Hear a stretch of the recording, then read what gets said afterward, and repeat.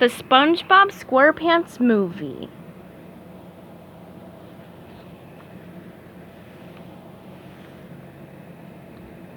Chapter 3. The giant black shoe that Plankton was stuck to the bottom of belonged to SpongeBob SquarePants. He was on his way to work and he was still singing the promotion song. But when he heard the squish and Plankton's cries of pain, SpongeBob stopped. "Ew!" he said. "I think I stepped in something." SpongeBob slammed his foot down and wiped it on the ground. "Ah!" howled Plankton. "Get off of my shoe!" grunted SpongeBob, wiping again. "Ah! I stepped in something gross. No, it won't come off," said SpongeBob. "Not in something, on something, you twit!" yelled Plankton angrily. SpongeBob lifted his shoe and saw Plankton stuck to the bottom. "Oh, sorry, Plankton." SpongeBob reached down and peeled Plankton off his shoe. "Ow!" "Are you on your way to the grand opening ceremony?" SpongeBob asked. "No, I am not on my way to the grand opening ceremony," Plankton sneered. "I am busy planning to rule the world!" Ha ha! Then Plankton laughed maniacally. SpongeBob stared at him, blinked twice, and said, "Well, good luck with that." Then SpongeBob skipped away and continued singing, "I'm ready, promotion, I'm ready, promotion." Plankton watched him go and just shook his head. "Stupid kid."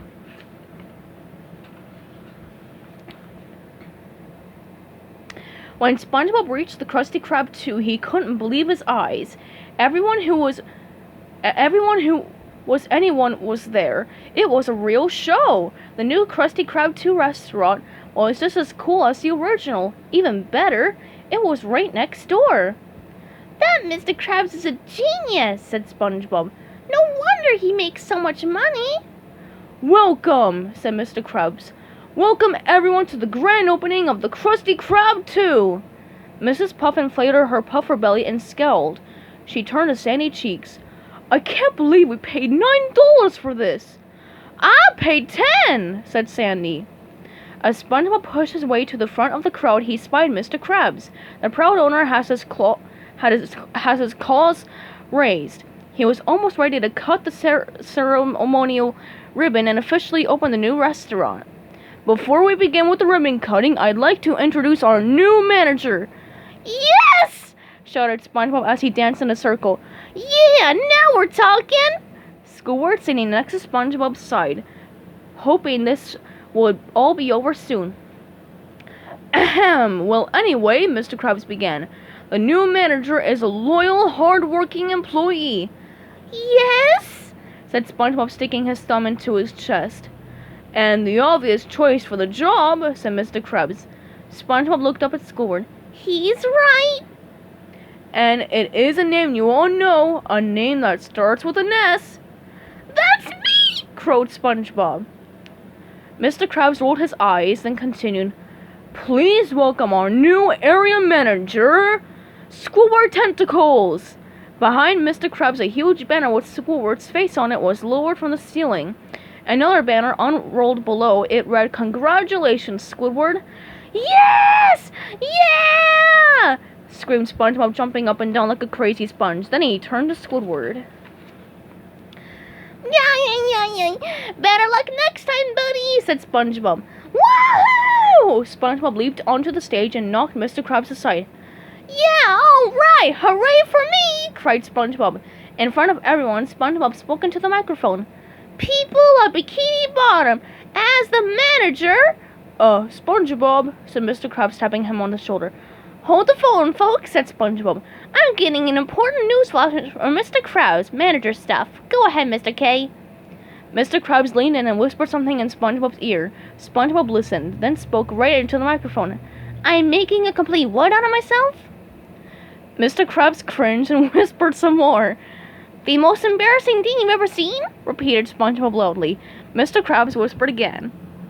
SpongeBob looked confused. "And now it's worse because I'm repeating everything you say into the microphone?" "Oh, for crying out loud, SpongeBob!" Krabs yelled at last. "You didn't get the job!" SpongeBob's jaw dropped and his eyes got wet. He couldn't believe his ears. "What? he squeaked. Mr. Krabs repeated, "You did not get the job." SpongeBob's heart sank. But why? Mr. Krabs put his arm around SpongeBob's shoulders. "SpongeBob, you're a great fry cook, but I gave the job to Squidward because being manager is a big responsibility. And, well, let's face it, he's more mature than you."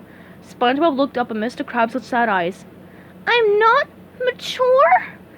"Oh, lad," said Mr. Krabs, I mean this as in the most nicest of ways, but, well, there's a word for what you are, But Mr. Krabs couldn't remember the word, so the crowd helped out. "Dork?" a fish called. Mr. Krabs shook his head. "No, wait, that's not right, not dork." "A goofball?" said Pearl, Mr. Krabs' daughter. "Closer, but no," Mr. Krabs replied. "A dingling!" cried someone else. "Wingnut! A knucklehead McSprazaton!" yelled an old lady. With each insult, SpongeBob became more depressed.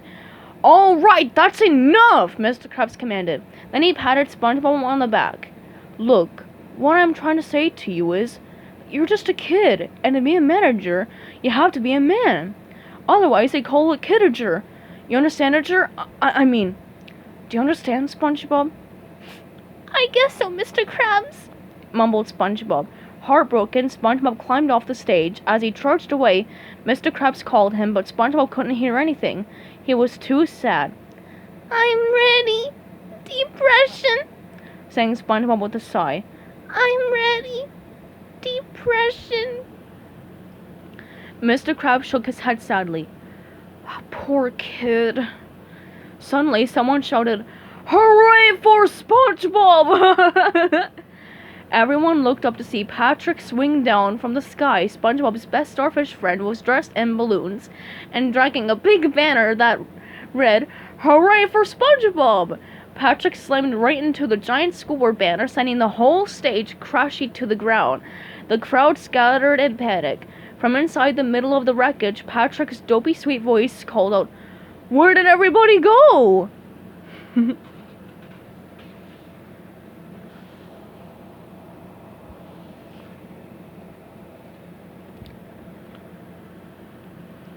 Stay tuned for Chapter 4 coming up soon.